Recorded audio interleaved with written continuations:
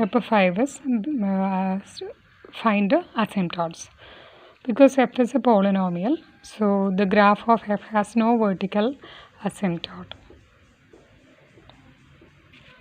അതെപ്പോഴും പോളിനോമിയലിൽ എപ്പോഴും വെർട്ടിക്കൽ അസിംപ്റ്റോട്ട്സ് ഉണ്ടാവില്ല. റാഷണൽ ഫംഗ്ഷന് മാത്രമേ വെർട്ടിക്കൽ അസിംപ്റ്റോട്ട്സ് ഉണ്ടാവുള്ളൂ.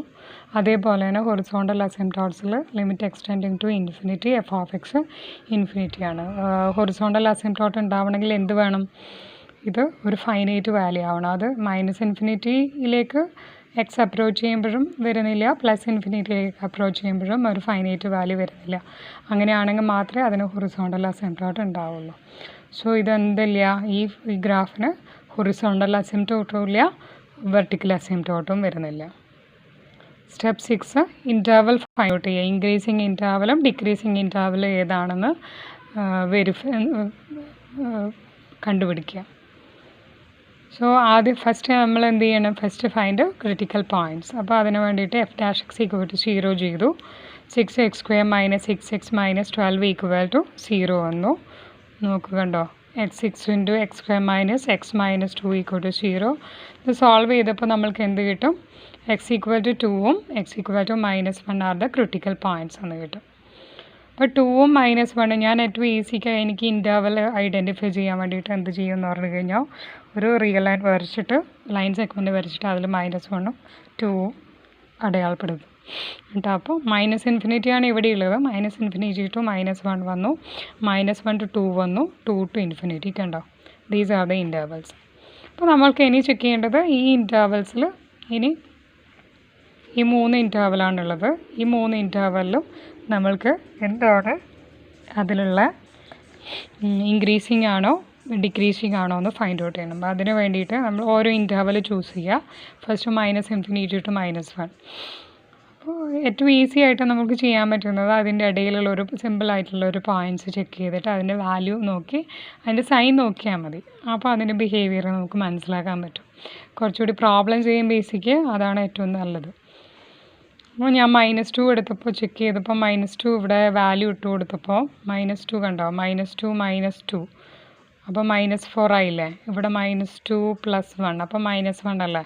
അപ്പോൾ -4 -1 പോസിറ്റീവ് ആയില്ലേ? അപ്പോൾ ഇതെന്തായി? പോസിറ്റീവായി, അതായത് >0 ആയി. അപ്പോൾ എഫ് ഡാഷ് എക്സ് എന്തായിരിക്കും? അവിടെ ഒരു പോയിൻ്റ് ഇട്ട് ചെക്ക് ചെയ്ത് കഴിഞ്ഞാൽ അതിൻ്റെ ബിഹേവിയർ തന്നെയായിരിക്കും അതിൻ്റെ കംപ്ലീറ്റ് പോയിൻറ്റ്സിലും ഉണ്ടാവുക. ബാക്കിയുള്ള എല്ലാ പോയിൻറ്റ്സിലും ആ ഇൻറ്റർവലിൽ ഉണ്ടാവുക.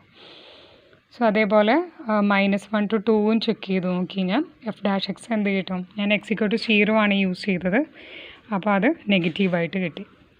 അതേപോലെ 2 to ∞ എടുത്ത് നോക്കി, അതിലും എഫ് ഡാഷ് എക്സ് >0 ചെക്ക് ചെയ്തു. ഞാൻ x3 ഇട്ട് കൊടുത്തിട്ടാണ് ചെയ്ത് നോക്കിയത്. അപ്പോൾ എന്ത് കിട്ടി? -∞ to -1 and 2 to ∞, graph of f is increasing, and on -1 to 2 graph of f is decreasing. ഇത്രയും കിട്ടി. ഇനി സ്റ്റെപ്പ് 7ലേക്ക് പോവാം. Relative extrema. Relative extrema means relative maximum or relative minimum. So step 6 ബാക്കി തന്നെയാണ് ഈ സ്റ്റെപ്പ് 7 എന്നുള്ളത്. ഇവിടുന്ന് നമുക്ക് ഒബ്സർവ് ചെയ്യാൻ പറ്റും F dash X changes from positive -1 എടുക്കുക. ഈ -1ൻ്റെ ലെഫ്റ്റ് സൈഡിലുള്ള ഇൻറ്റർവലിൽ എഫ് ഡാഷ് എന്തായിരുന്നു നോക്കി? >0, അതായത് പോസിറ്റീവ്. ഇതിൻ്റെ റൈറ്റ് സൈഡിൽ നോക്കി എഫ് ഡാഷ് <0, അതായത് നെഗറ്റീവ്. അപ്പോൾ sign of f dash on the left side of -1 changes from positive to negative. So we can say that at this point x equal to -1, f has relative maximum and the value is 19. The maximum point, that is the relative maximum point means -1, 19. This is the relative maximum point. Similarly, ഏത് പോയിന്റിലും കൂടി നോക്കുക? 2ലും കൂടി ഒന്ന് check ചെയ്യുക. 2യുടെ left സൈഡിലുള്ള interval F dash എന്തായിരുന്നു? 2യുടെ ലെഫ്റ്റ് സൈഡിലെ ഇൻറ്റർവൽ ഇതാണ്. എഫ് ഡാഷ് <0, അതായത് നെഗറ്റീവ്. 2യുടെ റൈറ്റ് സൈഡിൽ പോസിറ്റീവ്. 2യുടെ ലെഫ്റ്റ് സൈഡ് നെഗറ്റീവ് ക്രോസ് ചെയ്യുമ്പോൾ പോസിറ്റീവ് ആവും. നെഗറ്റീവ് ടു പോസിറ്റീവാണ് നമ്മുടെ എഫ് ഡാഷ് മൂവ് ചെയ്യുന്നത്, എഫ് ഡാഷിൻ്റെ സൈൻ മൂവ് ചെയ്യുന്നത്. So at the point 2 - 8 it has relative minimum point. So we are going to step 8. Step 8. Step 8 is equal to the concavity. Concavity means in that interval it is concave downwards or concave upwards. So look, f double dash equal to എന്ത് കിട്ടും? നേരത്തെ നമ്മൾ already F dash കണ്ടിട്ടുണ്ട്. F dash equal to ഇത് നോക്കുക 6x² ഇതായിരുന്നില്ലേ. അപ്പോൾ ഇതിൻ്റെ derivative എടുക്കുക. അപ്പോൾ 12x - 6 വന്നു. 12x - 6 കിട്ടിയില്ലേ? ക്ലിയർ അല്ലേ ഇത്? അപ്പോൾ f double dash equal to 0 ചെയ്യുമ്പോൾ അപ്പോൾ എക്സ് ഈക്വൽ ടു എന്ത് കിട്ടും? കണ്ടോ, എക്സ് ഈക്വൽ ടു 1/2 കിട്ടി. അപ്പോൾ 1/2 ആണ്. പിന്നെ ഇവിടെ പോളിനോമിയൽ ആയതുകൊണ്ട് ഡസ് നോട്ട് എക്സിസ്റ്റ് എന്ന് പറയുന്ന അങ്ങനെയുള്ള കേസിലുള്ള പോയിൻറ്റ്സ് ഒന്നുമില്ല. അപ്പോൾ only the inflection point is equal to ഇവിടെ 1/2 ആണ്. അപ്പോൾ ഈ ഇൻഫ്ലെക്ഷൻ പോയിൻ്റാണ് നമ്മളെ ഇൻറ്റർവലിനെ ഡിവൈഡ് ചെയ്യുക. കണ്ടോ, ഇവിടെ ആണെങ്കിൽ ഞാൻ നേരത്തെ പറഞ്ഞ പോലെ ഞാനിവിടെ 1/2 ഇടും. അപ്പോൾ ഇൻറ്റർവൽ എന്തായി? -∞ ടു 1/2 ആയി, 1/2 ടു ഇൻഫിനിറ്റി ആയി. ഇങ്ങനെ 2 ഇൻറ്റർവലായി മാറി. ഇനി ഈ 2 ഇൻറ്റർവലിലും എന്താണ് എഫ് ഡബിൾ ഡാഷിൻ്റെ ബിഹേവിയർ നോക്കുക. -∞ ടു -1 എടുക്കുക. അപ്പോൾ f double dash equal to എന്ത് വരും? അതും ഞാൻ നേരത്തെ പോലെ പോയിൻറ്റ്സ് എടുത്ത് ചെക്ക് ചെയ്തു. എഫ് ഡബിൾ ഡാഷ് ഈസ് <0 വന്നു. നോക്കി, എക്സ് -1/2 ലെസ് ദാൻ ആകുമ്പോൾ X 1/2 less than means X 0 കൊണ്ട് എടുക്കുക. നെഗറ്റീവ് അല്ലേ വരുന്നത്? ഓക്കെ. അതേപോലെ >0 എടുത്തു കഴിഞ്ഞാൽ ജസ്റ്റ് 1 ഇട്ട് നോക്കിയാൽ മനസ്സിലാവും. 2 - 1 എക്സ് ഈക്വൽ ടു 1. അപ്പോൾ 2 - 1 പോസിറ്റീവ് അല്ലേ? അപ്പോൾ എഫ് ഡബിൾ ഡാഷ് എന്ത് കിട്ടി? പോസിറ്റീവായി മാറി.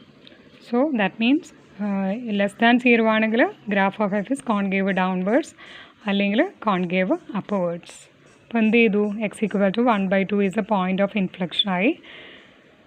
അത് ഓൾറെഡി ഇവിടെ നിന്ന് കിട്ടി. അപ്പോൾ ഇനിയും പിന്നെ ഡിസ്കസ് ചെയ്യേണ്ട ആവശ്യമില്ല. അത് ഇനി ഇതെല്ലാം കൂടി ഞാൻ സമ്മറൈസ് ചെയ്തു, അത്രമാത്രമേ ചെയ്തിട്ടുള്ളൂ.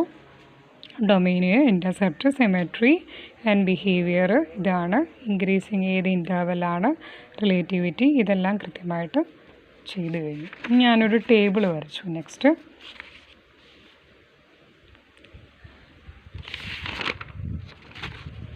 ടേബിൾ വരച്ചു.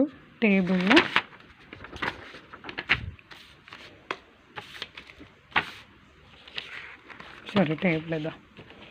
ടേബിൾ വരച്ചു. ടേബിളിൽ എക്സും വൈയും പോയിൻറ്റ്സ് അടയാളപ്പെടുത്തി. എന്നിട്ട് അതിൽ ഞാൻ എക്സ്ട്രാ -1 നമ്മളുടെ കയ്യിൽ എന്തൊക്കെയുള്ളത്? -1 ഉണ്ട്, വൈൻ്റെ സെറ്റ് 0 ഉണ്ട്, 1/2 ഉണ്ട്, 2 ഉണ്ട്. പിന്നെയുള്ളത് എക്സ്ട്രാ ഞാൻ ആഡ് ചെയ്തതാണ്. ഫ്യൂ പോയിൻറ്റ്സ് അങ്ങനെ ആഡ് ചെയ്ത് കഴിഞ്ഞാൽ നമ്മൾക്ക് കുറച്ചുകൂടി ഈസിയറായിട്ട് നമ്മൾക്ക് ഗ്രാഫ് വരക്കാൻ പറ്റും. സോ ഇതിൽ ജസ്റ്റ് അതിൻ്റെ ഇതും കൂടി എന്താണ് അതിൻ്റെ ബിഹേവിയർ എന്നുള്ളതും കൂടി ജസ്റ്റ് മെൻഷൻ ചെയ്തു. ഇത് കുറച്ചുകൂടി നമ്മളെ ഹെൽപ്പ് ചെയ്യും വരയ്ക്കാൻ വേണ്ടിയിട്ട്. സോ ഞാനിത് പ്ലോട്ട് ചെയ്യുകയാണ്. ഗ്രാഫ് ചെയ്തു. ജസ്റ്റ് ആ ഇൻഫർമേഷൻസ് നോക്കാം. ഇതിൽ -3 ആകുമ്പം -33 ഉണ്ടോ? -3 -33 ചെയ്തു. -2ൽ -2 8 ഞാൻ മെൻഷൻ ചെയ്തു. -1ൽ 19 ചെയ്തു. ഇൻ്റർസെപ്റ്റായ 0 12 ചെയ്തു. പിന്നെ 1/2 11/2 എന്നുള്ള പോയിൻ്റ് ഓഫ് ഇൻഫ്ലെക്ഷൻ ചെയ്തു. പിന്നെ 2ൻ്റെ 2 -8 ചെയ്തു. 3ൻ്റെ 3 ഇത്രയും പോയിൻറ്റ്സ് ഞാൻ റെപ്രസെൻ്റ് ചെയ്തു.